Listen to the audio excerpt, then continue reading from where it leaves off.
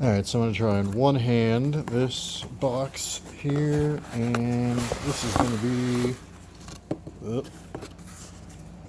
this is going to be my Spulen Dog Bone mount, and I don't know why I ordered extra bushings, because it already comes with brand new bushings pushed into it. I guess I didn't know that.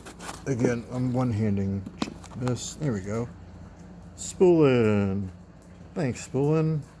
Bushings, both sides, all the hardware, nuts, bolts, and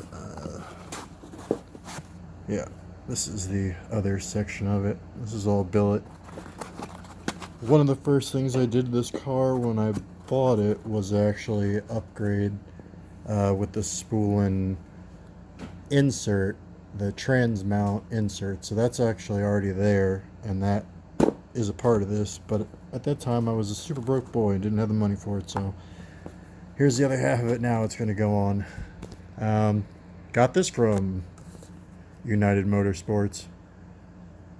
Got most of this from United Motorsports, to be honest with you. I'll list everything in the section below and link off to all the parts I got.